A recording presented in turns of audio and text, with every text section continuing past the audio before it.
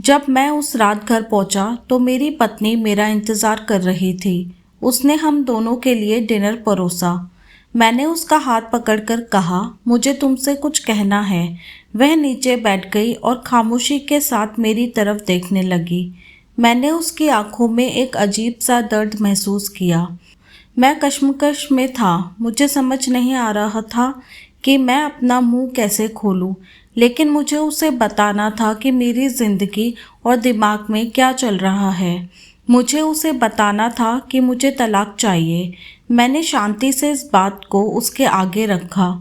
वह मेरी बातों से नाराज़ नहीं लग रही थी, बल्कि उसने धीरे से मुझसे पूछा, क्यों?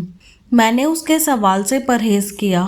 तब इससे वह नाराज़ हो गई। उसने अपने हाथ में पकड़ी चम्मच फेंक दी और मुझ पर चिल्लाई, तुम जानवर हो। उस रात हमने आपस में बात नहीं की।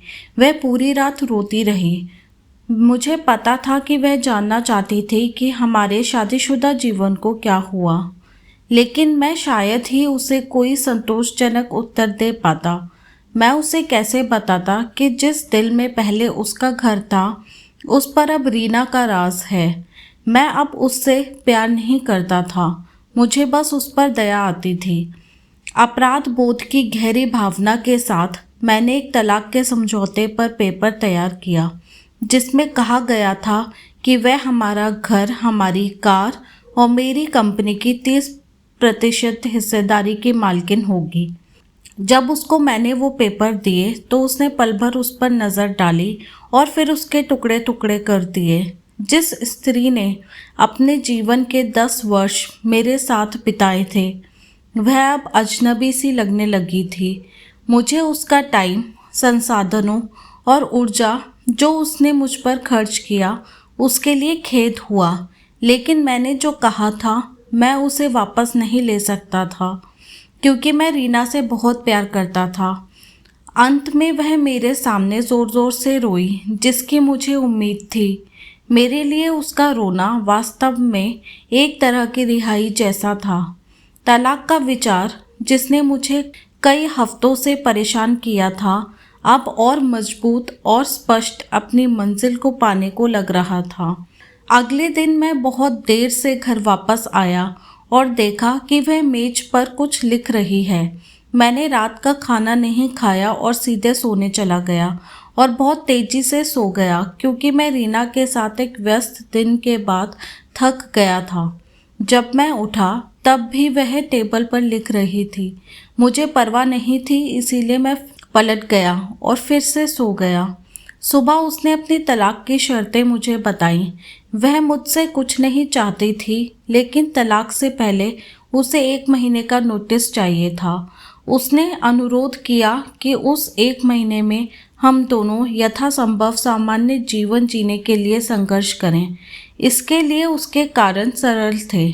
हमारे बेटे की 1 महीने में परीक्षा थी और वह हमारी टूटी हुई शादी से उसे मेंटली डिस्टर्ब नहीं करना चाहती थी। यह तो मुझे भी मंजूर था। बेटा तो हम दोनों का था, लेकिन उसके पास एक और शर्त थी। उसने मुझे याद करने के लिए कहा कि कैसे मैं उसे अपनी शादी के दिन दुल्हन के कमरे में ले गया था। उसने रिक्वेस्ट किया कि इस 1 महीने तक मैं हर दिन उसे अपने बेडरूम से सामने के दरवाजे तक ले जाऊं। मुझे लगा कि वह पागल हो रही है, लेकिन हमारे साथ में बिताने वाले अंतिम दिनों को सहन किया जा सके और कोई ड्रामा क्रिएट ना हो, इसलिए मैंने उसका अजीब अनुरोध स्वीकार कर लिया। मैंने रीना को अपनी पत्नी की तलाक की शर्तों के बारे में बताया। वह ज़ोर से हंसी और उसे लगा ये सच में पागलपन है। कोई फर्क नहीं पड़ता कि वह कौन सी चालें चलती है, उसे तलाक का सामना करना ही पड़ेगा, उसने तिरस्कार पूर्वक कहा। अगले दिन से 1 महीने का नोटिस पीरियड शुरू हो गया। मेरे तलाक के इरादे को स्पष्ट रूप से व्यक्त किए जाने से पहले से ही मेरी पत्नी और मेरे बीच कोई शारीरिक संपर्क नहीं रह गए थे। इसीलिए जब मैंने उसे पहले दिन गोद में उठाया तो हम दोनों को अजीब लगा। हमारे बेटे ने हमारे पीछे ताली बजाई। डैडी ने मम्मी को गोद में लिया है। उसके शब्दों ने मुझ में एक दर्द की भावना जगाई। शयन कक्ष से बैठक कक्ष तक, फिर दरवाजे तक मैं उसे गोद में लेकर 10 मीटर से अधिक चला। उसने आंखें बंद की और धीरे से कहा, हमारे बेटे को तलाक के बारे में मत बताना। मैंने सिर हिलाया, कुछ परेशानी महसूस कर रहा था। मैंने उसे दरवाजे के बाहर नीचे उतार दिया। वह काम पर जाने के लिए बस की प्रतीक्षा करने लगी। मैं ऑफिस के लिए अकेला चला गया। दूसरे दिन हम दोनों ने काफ़ी आसानी से एक्टिंग कर ली। वह मेरे सीने पर झुक गई। मैं उसके ब्लाउज़ की खुशबू सूंघ सकता था। मुझे एहसास हुआ कि मैंने इस महिला को लंबे समय से ध्यान से नहीं देखा था। मुझे एहसास हुआ अब वह जवान नहीं रही थी। उसके चेहरे पर कम सही लेकिन झुर्रियाँ आ गई थीं।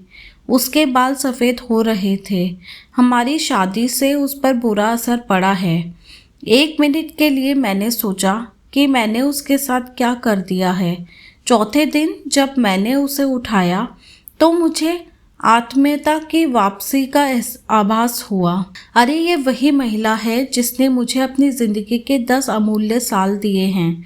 5वें और 6ठे दिन मैंने महसूस किया कि हमारे बीच एक रूपता की भावना फिर से बढ़ रही है। मैंने रीना को इस बारे में नहीं बताया। जैसे जैसे दिन बीतते गए मेरे लिए उसे उठाना आसान होता गया।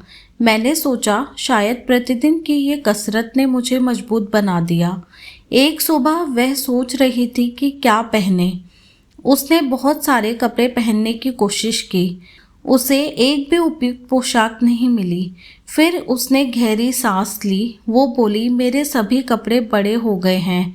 मुझे अचानक एहसास हुआ कि वह इतनी पतली हो गई है। मुझे अब समझ में आया कि यही असली वजह है जो मैं उसे इतनी आसानी से उठा पाता था। अचानक एक विचार ने मुझे अंदर से झकझोर दिया। उसने अपने दिल में कितना दर्द और कितना दुख दबा रखा होगा जिससे उसकी ऐसी हालत हो चली है। अवचेतना में कभी इस बारे में सोच ही नहीं सका। मैंने उसके सिर को छुआ। हमारा बेटा उसी समय अंदर आया और बोला, पापा, माँ को गोदी में उठाने का समय हो गया है। उसके लिए इस 1 महीने में अपने पिता को अपनी माँ को गोदी में उठाकर ले जाते देखना उसके जीवन का एक अनिवार्य हिस्सा बन गया था। मेरी पत्नी ने हमारे बेटे को करीब आने का इशारा किया और उसे कसकर गले लगा लिया। मैंने अपना मुंह फेर लिया क्योंकि मुझे डर था कि मैं इस अंतिम समय में अपना विचार ना बदल दूं। फिर मैंने उसे अपनी बाहों में पकड़ लिया। शयन कक्ष से चलते हुए, बैठक के कमरे से होते हुए दरवाजे तक, उसने सौम्यता और स्वाभाविक रूप से अपने हाथ मेरी गर्दन के चारों ओर रख दिए। मैंने उसके शरीर को कसकर पकड़ रखा था। ये हमारी शादी के दिन जैसा ही था, लेकिन उसके बहुत ही कम वजन ने मुझे उदास कर दिया। आखिरी दिन जब मैंने उसे अपनी बाहों में लिया तो मैं मुश्किल से एक कदम भी आगे बढ़ सका। हमारा बेटा स्कूल के लिए चला गया था।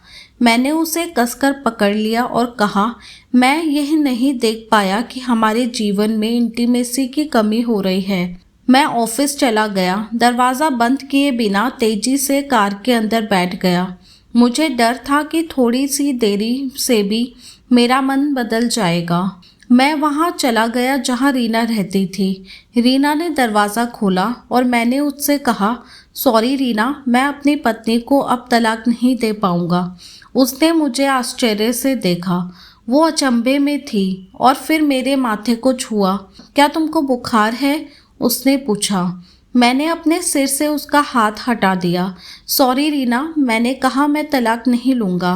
मेरा वैवाहिक जीवन शायद इसीलिए उबाऊ था क्योंकि वह और मैं अपने जीवन के छोटे छोटे पलों को महत्व नहीं देते थे।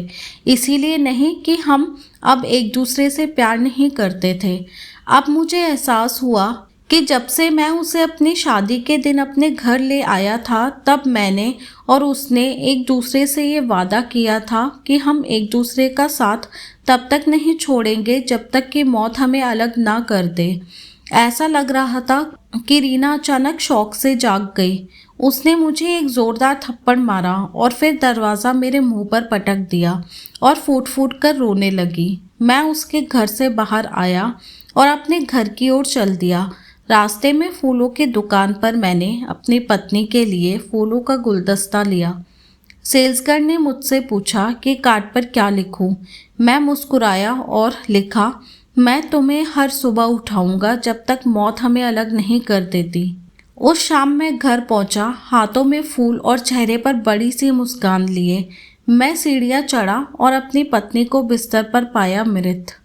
मेरी पत्नी महीनों से कैंसर से लड़ रही थी और मैं रीना के साथ इतना व्यस्त था कि ना मैंने ध्यान दिया न ही महसूस किया। वह जानती थी कि वह जल्द ही मर जाएगी और वह मुझे हमारे बेटे की नकारात्मक प्रतिक्रिया से बचाना चाहती थी। अगर हम तलाक के साथ आगे बढ़ते तो मेरा बेटा मुझसे पक्का नफरत करता। कम से कम हमारे बेटे की नज़र में मैं एक प्यार करने वाला पति हूँ।